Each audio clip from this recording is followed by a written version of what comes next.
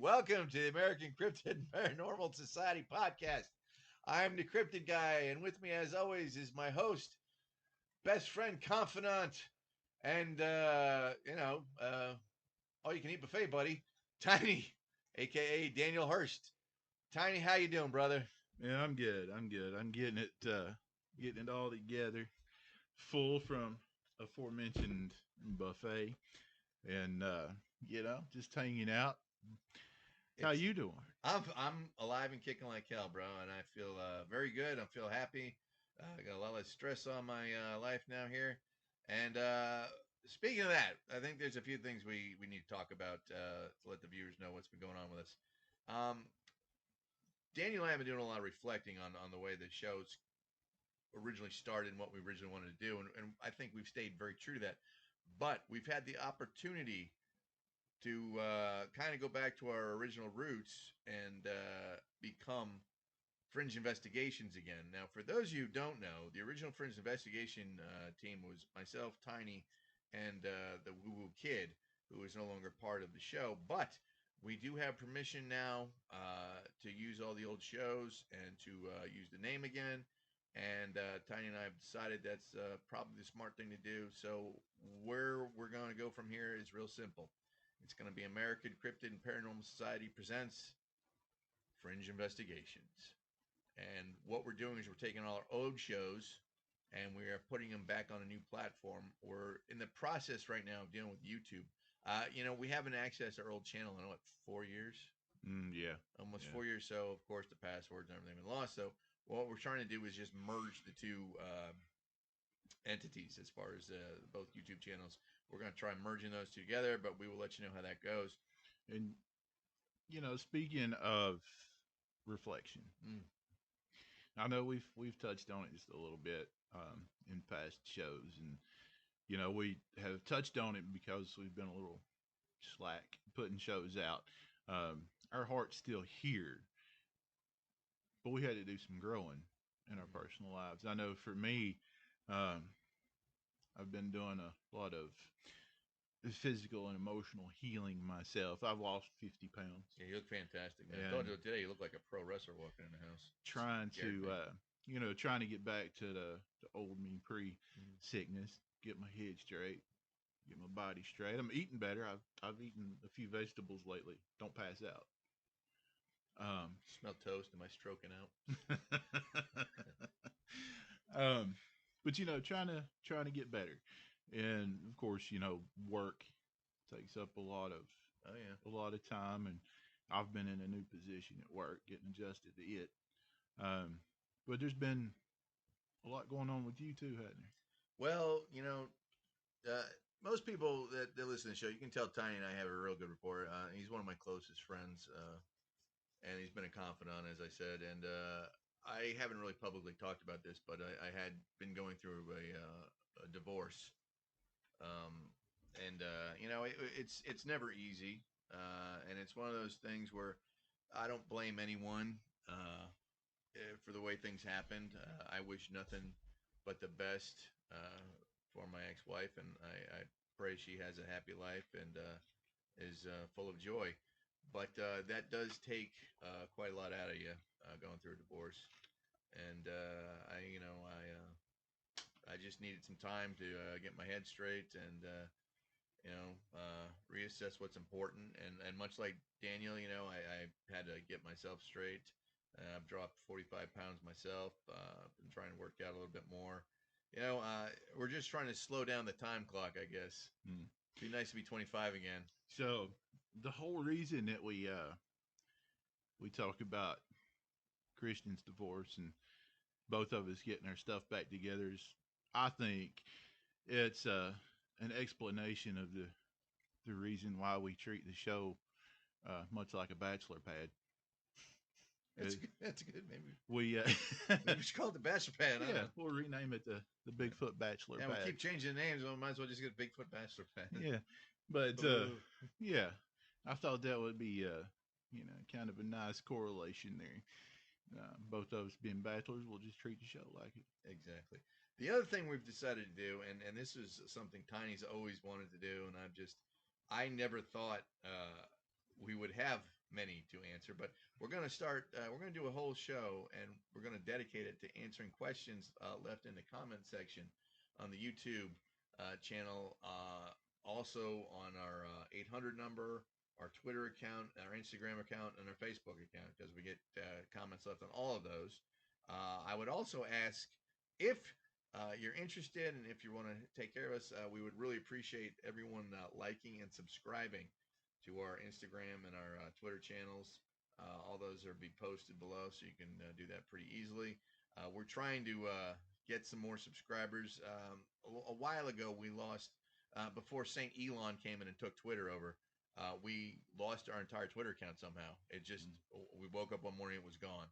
Still have no idea how that happened, so we kind of had to start from scratch there.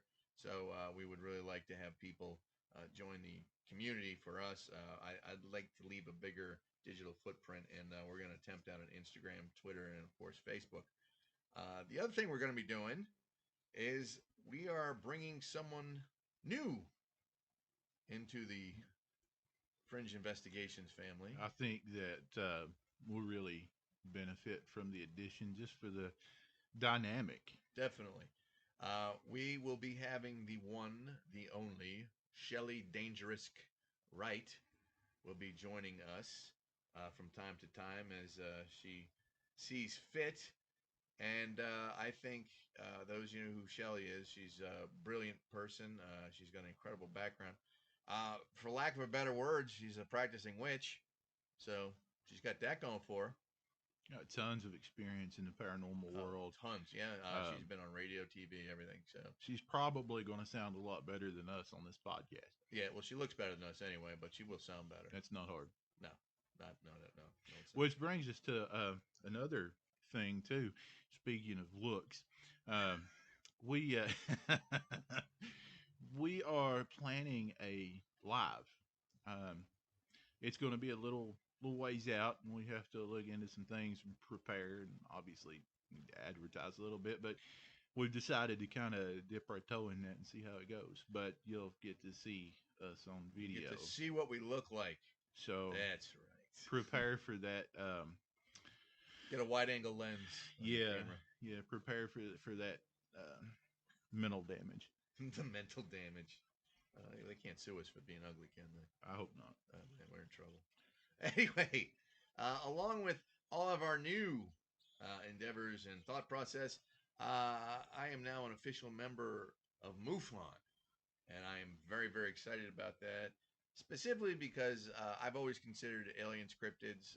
That's part of our whole spiel here. We've been talking about Roswell since our earliest shows. In fact, the day after Roswell, still a book that we could probably do another 50 shows on by Philip J. Corso, Colonel Corso. And I think that's very relevant because of what's going on these days. All this information that's kind of leaking out is very interesting, and we're going to be dedicating a whole lot of time to that. In addition to that, Tiny, would you like to tell them about, I don't know, maybe besides being active portrayed in a certain series that is now available on Max, we're going to be playing ourselves, so to speak, in an upcoming movie. Did that sound right? Well, at least you didn't say with. True. So, yeah, that's kind of exciting. There's a movie that is mostly made. You can even look it up on IMDb currently. It's called The Haunting of Helen's Bridge. And we have been contacted to, at minimum, consult. I'm not sure exactly what roles we'll play yet, but we will be in it. And this is an actual budgeted actor movie. We're either going to be in the movie or in the companion piece that goes with it. Mm-hmm. And the idea is that our buddy Joshua P. Warren knew the producer and the director or something else. Something to that effect. I don't know the whole story. But anyway, we got a phone call, and we met with someone, and they liked us, and they asked if we would be filming with them in October, and we said, of course.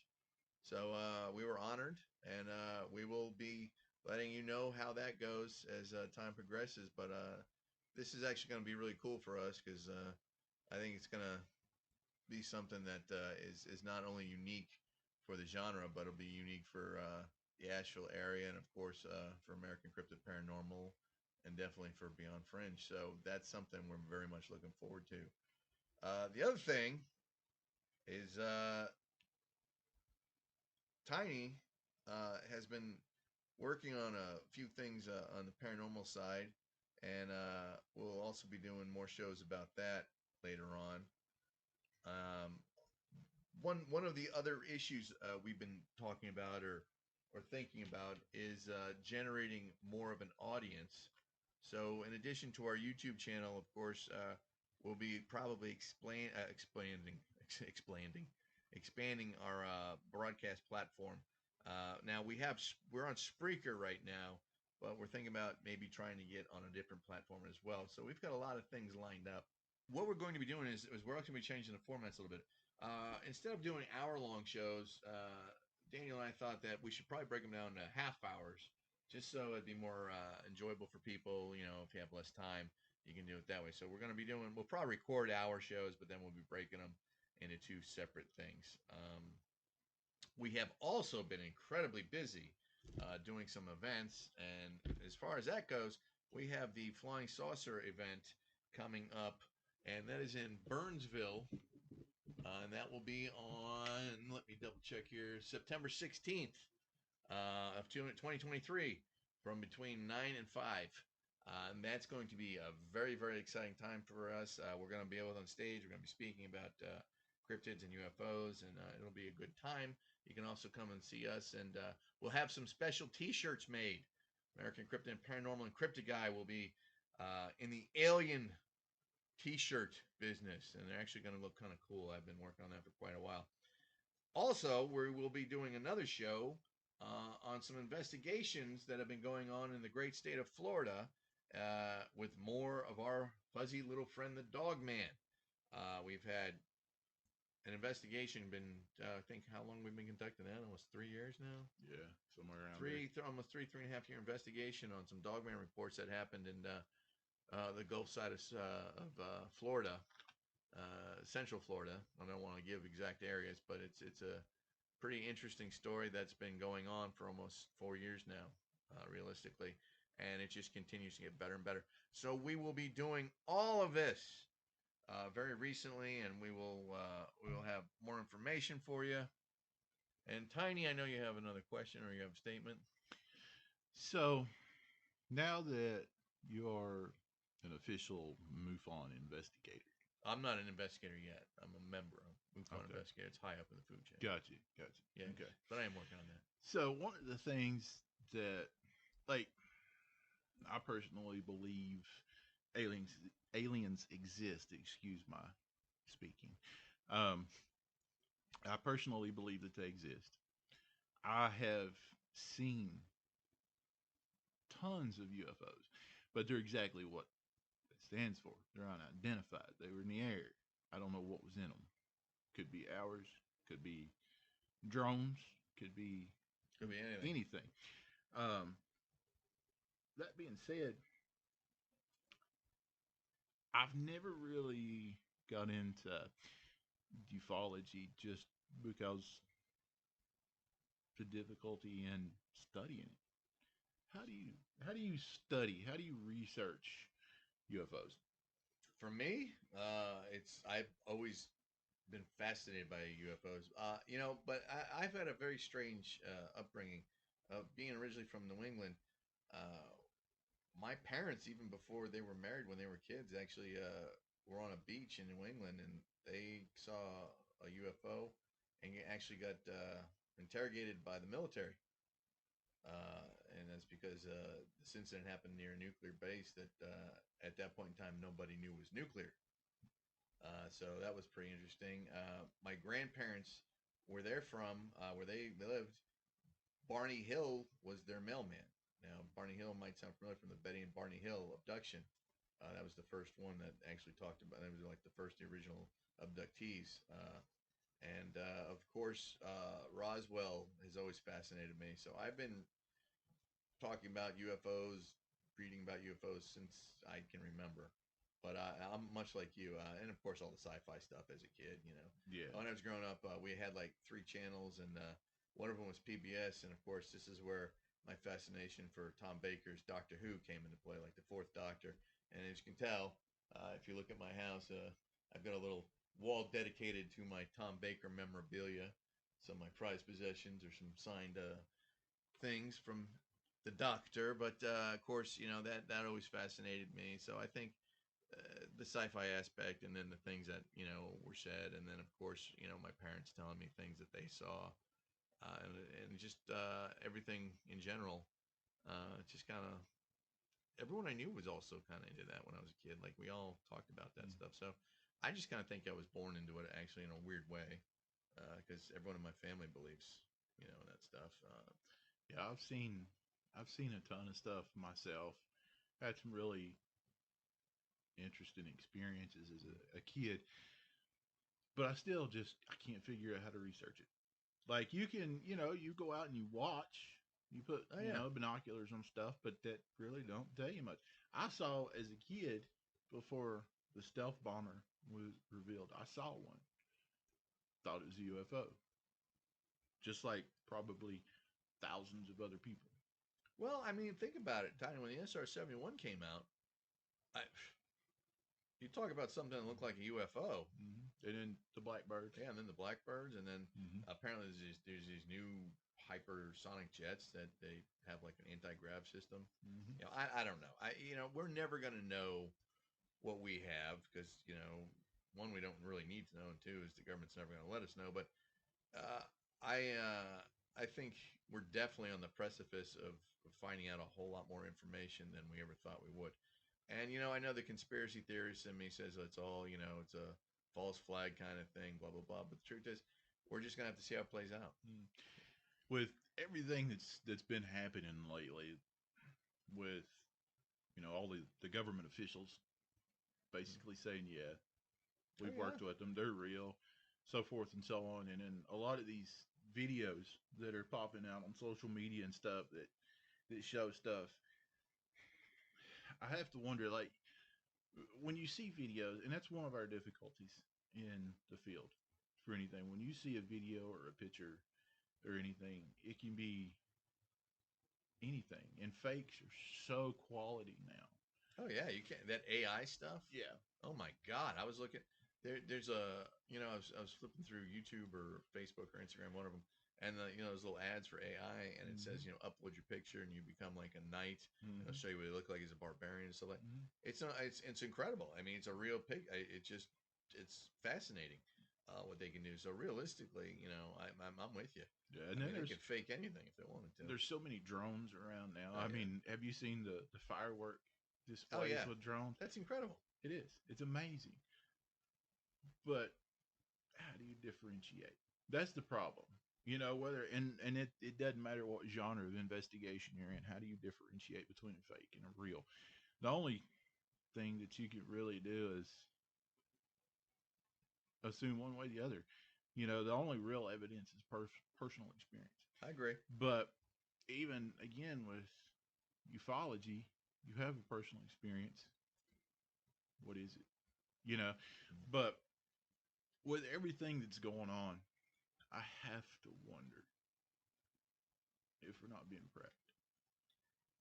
Well, you know, the late great Johnny Henderson used to say that we've been being prepped for 50 years through Hollywood and media, Oh yeah. for first contact, things like that, and it would not surprise me one slightest bit if that's what they're doing. However, I gotta be honest with you. I mean, as a man my age, it's kind of like we know they're there, no duh. I mean, let's just Yeah. let's show and tell. Let's see what we got. I just I can't. want my lightsaber, damn it. I just can't figure why they would be visiting us, unless here's the Trekkie Food or coming out in me. resources, man. Here's the Trekkie coming out in me. Mm. Okay, maybe our advancements are getting to that point where somebody more advanced needs to come in and say, "Look, let us help you. Or you're going to destroy yourselves," which we're working on. Oh, I definitely. I'm looking at the way the world is today. I mean, we are so. This planet is so screwed up right now. Like I said, there's part of me that would love, just love to have like the galactic, federation or Mm. universal feder, whatever they're going to call themselves, show up and say, all right, guys, listen, you've had, this X amount of time here to get your stuff straight. You're just not doing it. So now we're going to help you whether you want it. I Yeah. think, realistically, that's probably what needs to happen before we just, nuke ourselves. But I think that if they are coming here, it's for resources or food or maybe both. I find it hard to believe that the Thucydides trap would not apply to alien life. And for those of you who don't know what that is, that's when a more advanced civilization runs into a less advanced civilization. One of two things happens: assimilation or decimation. So I would like to see us assimilated and not decimated. But again, you just never know what's going to happen. The technology, I think that's it. You made a good point there, Tiny. What if we're advanced enough to actually have space travel? You can't tell me that the Space Force doesn't have something. There's a reason why we have it. Mm-hmm. There's all these conspiracy theories and rumors that have been going around for years that we've had our own, back engineered vessels that'll do light speed, and we've been space traveling for how. Here's the thing: with the black budgets for the special ops and things like that, I totally believe it. I completely can see us having an entire space station up there. Mm-hmm. No one would know about it. It'd be kept on the low. Mm-hmm. It would not surprise me. Well, and it's been probably a year or two now since I saw it, but there was a Pentagon official had had a press conference. See, right now they're messing with my speech, so I can't I get it understand. out. It's the aliens. Yeah, they don't want me to say it, but Yes, they're worried about us, of all people, with our 700 viewers. yes. Woo! But there was a press conference. I saw it. I saw it. It was live. It was on TV, and this official said, "Yes, there are aliens. Yes, they're here. Yes, we've been working with them. Yes, that's why we've had such a advance in technology."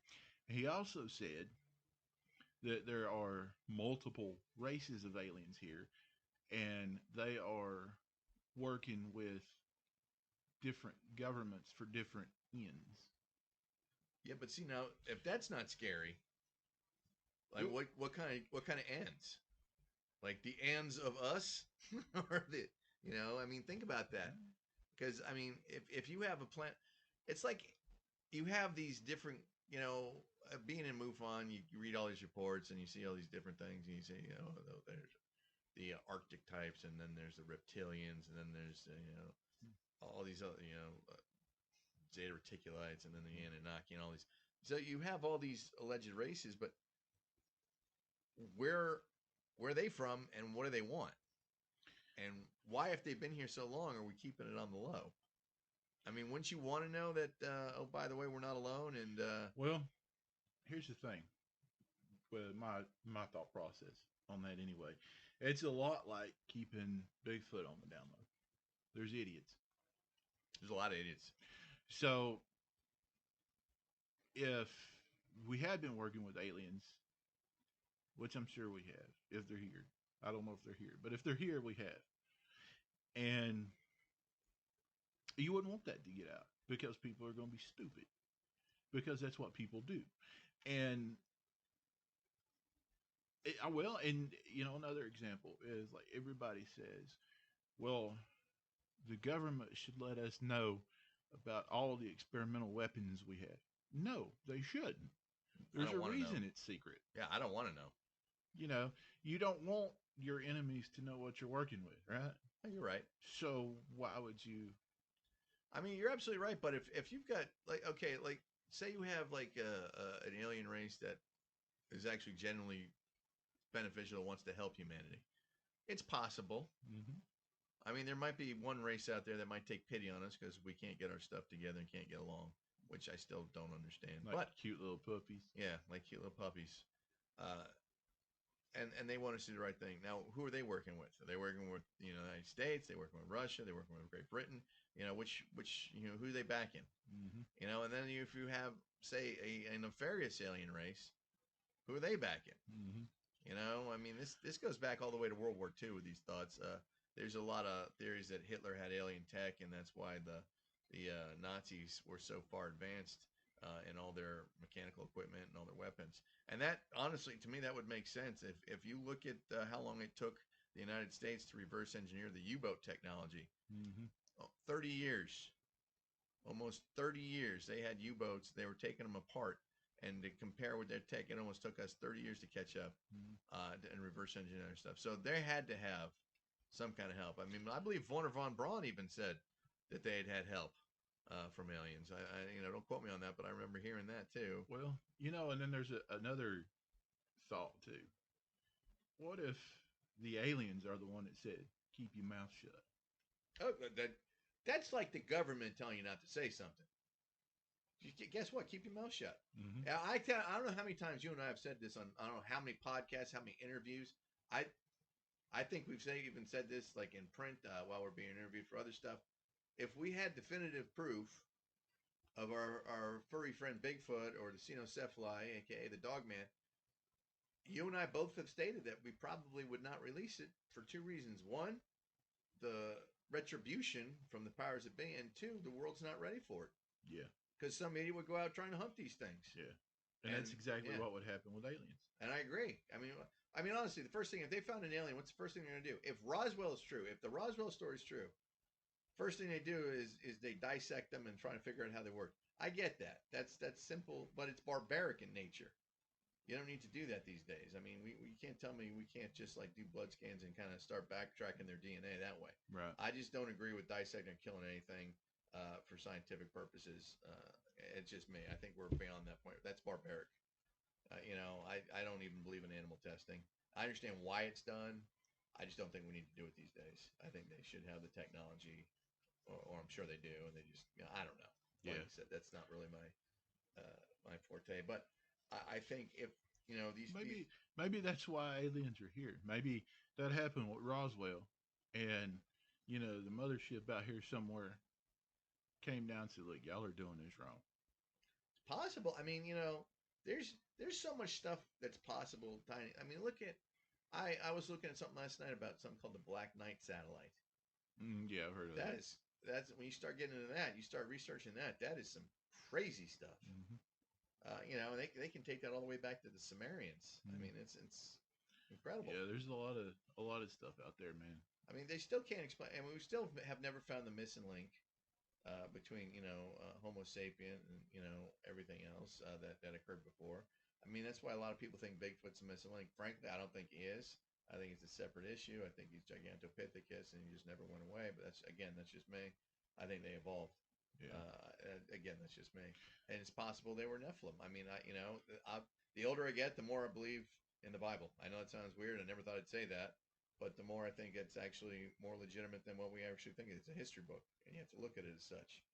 But, when you talk about the Nephilim or the men of renown, they're describing giants. I mean, and that's what they were.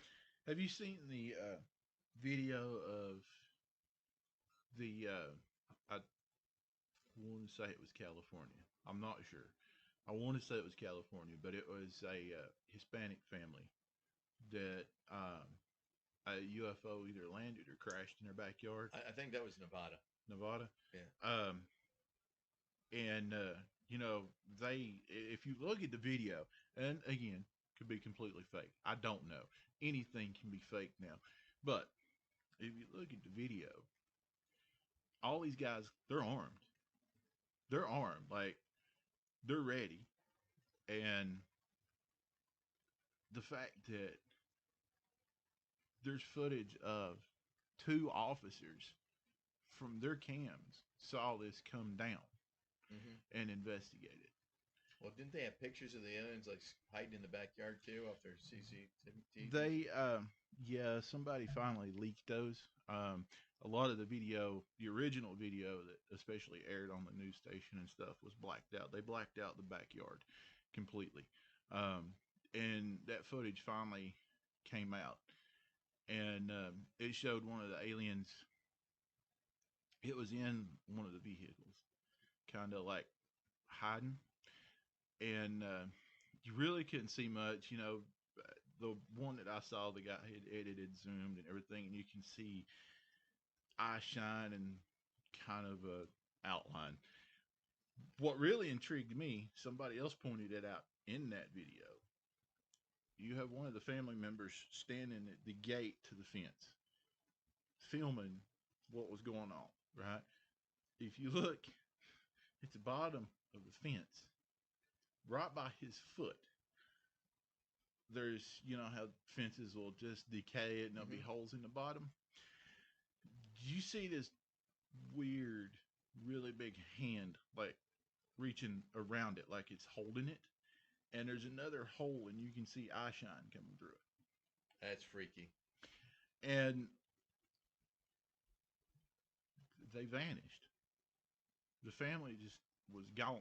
So the family's gone. Yeah, the last I heard, now there might have been updates or whatever, but they were going. And honestly, I mean, I may have disappeared too. It could have just been them taking off. Well, I mean, you never know. I mean, you see a video and you're filming something, you look down and there's alien life form. It'd be a little traumatic. A wee bit, just a wee bit, yeah. Especially if if you're think about that. You're having the family dinner, everyone's having a great time, kids are playing, blah blah blah. Hey, what's that? I don't know. Let's go take a look. I mean, that's an M. Night Shyamalan movie waiting to happen right there. So that's how we'll figure out what really happens. It'll end up being a movie. And there was an interview with the officer, and he was backtracking a little bit. He could not keep his words straight. He stuttered constantly. It didn't look right to me. Well, I tell you, that's something we're gonna have to. Well, you know what? Let's dig into this. We'll do a show with that too. All right, my friends. That is it for us today. We will be posting more videos very soon. And once more, thank you so very much for listening. I'm the Cryptid Guy, and with me always is Tiny. Keep believing.